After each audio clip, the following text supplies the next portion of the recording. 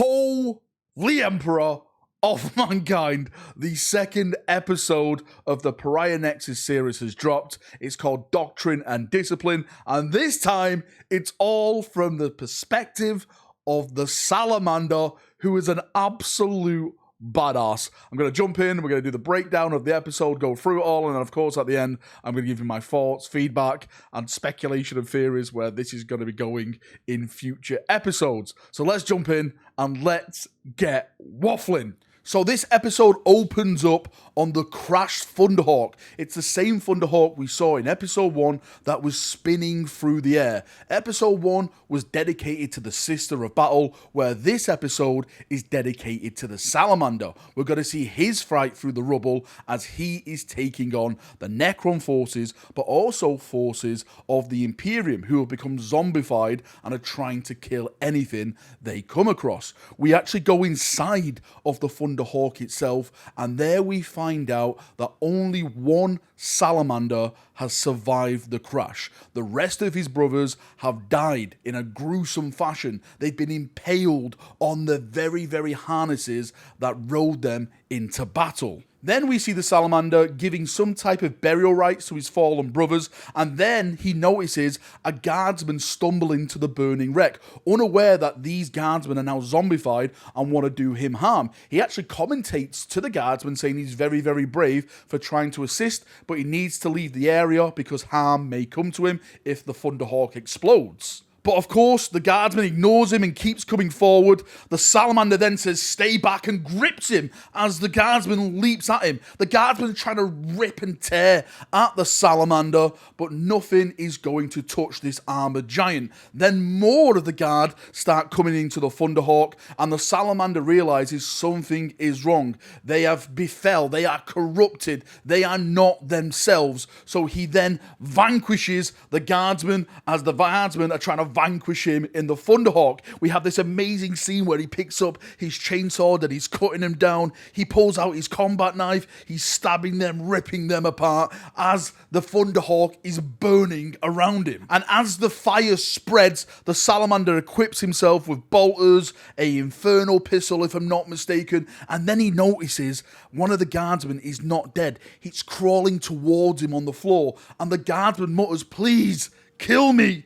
Kill me," because the guardsman is literally corrupt. He has lost his senses. But the Salamander just shoos him off and says, "No, you have earned this bad death." But of course, this is a Salamander, and the Salamander turns around and actually does give him a quick death. And when I say a quick death, he literally burns him to dust. Then we move on to the next scene, which opens up with two Necron warriors who are searching for any type of Imperial defenders. They actually do come across an Imperial guard who's crawling on the floor, and one of them opens up with his gauze weapon and literally evaporates him right in front of him. Now, the Necron who shot the Imperial guard then hears a sound, and he turns towards his other Necron warrior and notices that he is dead. There is the Salamander, but before he can react, he shoots him in his chest with his bolt rifle, exploding him, and the Salamander pulls out the knife of the Necron's head and then starts moving through the rubble looking for any more danger. Now, as the Salamander looks upon the absolute devastation in front of him, he then comes across a body of a fallen Space Marine belonging to the Ultramarine chapter. The Ultramarine actually has like a Necron's head still in his grasp, where he's ripped it from the body and killed the Necron, but obviously died as a result of this. And then we have this kind of cool, strange scene where the Salamander like kind of scans the body, and then it goes like back in time, and it's kind of like what happened to the Ultramarine, what led him here, what led his body here, and then we get to see like the battle that actually happened here, all in reverse, as the Salamander is walking through it, looking around at all the evidence, trying to see where the shots came from, where the Necrons were, where all the bodies are of like the sisters and the guard, literally piecing together the jigsaw puzzle of this huge battle. Now, as he's playing out this battle and he walks through, we actually get to like one of the most epic scenes in this episode, where it's kind of like a last stand with some of the Sisters of Battle. They're like on this mound, there's bolters, there's plasma guns there, the Necrons are trying to take their position, the Sisters are falling down, but they still stand their ground for the Emperor, they shout. It's absolutely amazing. Then all of a sudden, to the rear of the Sisters, the Necron reinforcements come in. And if I'm not mistaken, these are destroyers, and the Sisters turn their bolters. The leader is shooting a plasma gun. They manage to take one down, but of course they're too big, they're too strong to bring them all down. One of them manages to get through, slices his like Necron blade through two of the Sisters. They instantly die, and then like another of the destroyers pins down the Sister onto a rock with one of his like blade legs. The Sister's like still in defiance, like, you are a cancer on this galaxy. She's trying to shoot the Necron with one last breath of a plasma gun, but it doesn't happen because he forces his leg more into her chest, literally ripping all of her insides out, watching her slowly die. Literally chills at this scene. By far, the greatest battle scene so far in Pariah Nexus is the last stand of the Sisters on this little mound of dust. Now, this leads to Salamander into tracking what he seems to think, well, what I seem to think, is enemies, because he sees some blood and he starts to scan them in front of him and he starts to see footprints and stuff, and this leads him down into some type of, well, I want to call it like a crypt or sewer system or something like that, and then he puts his like infrared scanning goggles on and he gets to see some life forms that are hiding behind some type of rubble, and he shouts at them, you know, come out, show yourself. Now, of course, the people who are in this are obviously scared.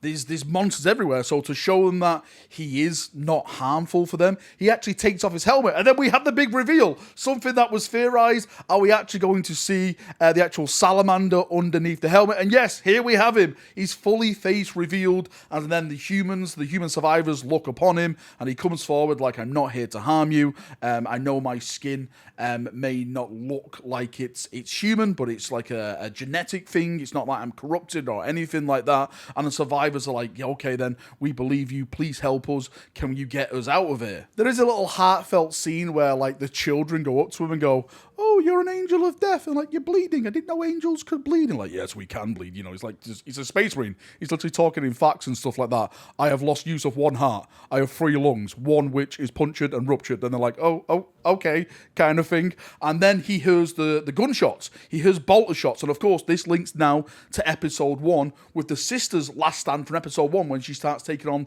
the guardsmen themselves. They're like the zombified guardsmen. So he turns his gun around and then he starts heading in that direction to see if he can assist or to really find out what the hell is going on.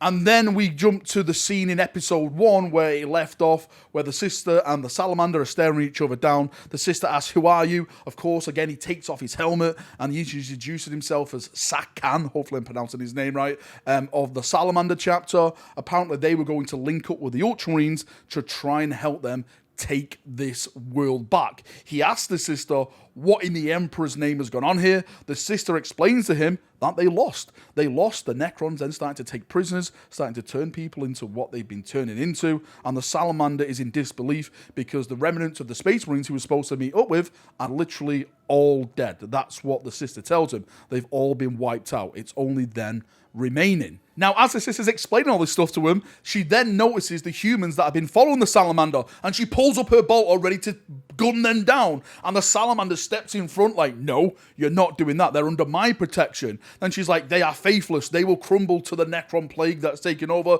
They will become soulless and zombified as well. And the Salamander's like, no, put down your weapon. The Sister is still in defiance, like, no, I will not put it down. The Salamander's hand then goes to his trigger, ready to like literally pull up his gun and destroy her if she tries to harm the civilians.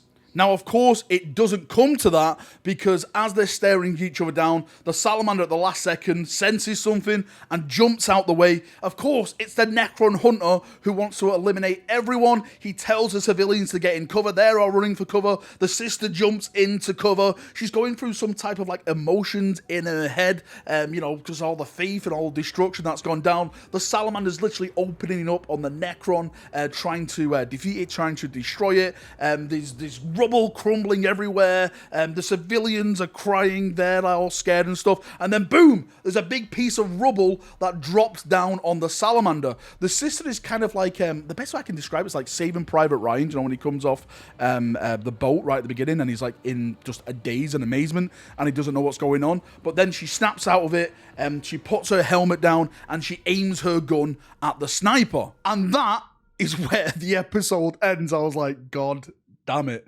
Games Workshop. Again, this series is by far one of the best official, if not the best official, Warhammer 40,000 animations they've put out. Of course, I'm not including Astartes in that because I still see Astartes as a fan-made project. When they do Astartes Season 2, whenever that will be, I'm sure that is going to be the best that there's ever been. But that's another subject for another time.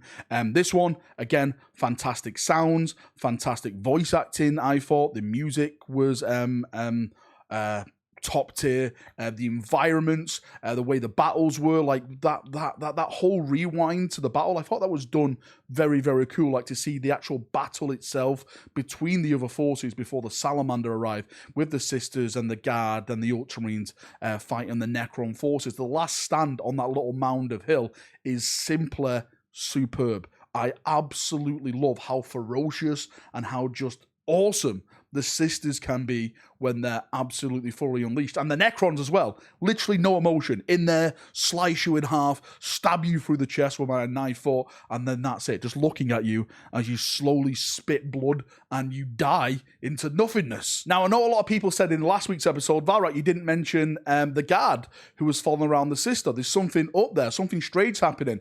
And I completely agree. I'm sorry I forgot to mention it. What I should have said in last week's episode, that it's the Dead Man Walking scenario. There's a film called Dead Man Walking. It's a British film, fantastic film if you've watched it. If you watched it, then you know what I'm talking about. If you haven't, I don't really want to spoil it, but you should watch it, and then that'll just explain what I'm actually talking about. The Guard is not really going to play a significant part in this animation. Well, maybe mentally to the sister, but that's basically it. Like, it's just going to be the Salamander, the Sisters, and now, of course, the survivors trying to make their way to some type of, I don't know, some type of refuge, maybe some type of evacuation area, if we have one on the planet. Literally no idea. Is it going to be a retribution fleet that arrives? So many questions going forward. There is some people asking me about the release schedule. It looks like it's every other week. So bi-weekly, that's what they're doing. And I think they're doing this for two reasons. There's probably not a lot of episodes in this series.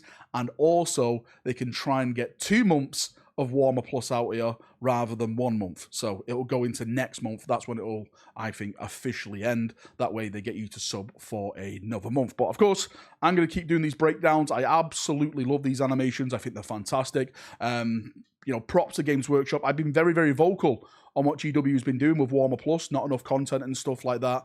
And, not enough animation content, because I wanted the animation stuff. I'm not really caring about the White Dwarfs or the paint guides, or more or less the bat reps. It was always for the animation for me. But this is the type of stuff that I absolutely love and I want to see more of. Right, enough waffling. I would love to get your thoughts and feedback on this for people who have watched it. Again, it is over on Warhammer TV if you want to go and watch it. WarhammerTV.com, but of course, you have to pay a monthly fee to access this content. See ya, have a great day, and bye-bye.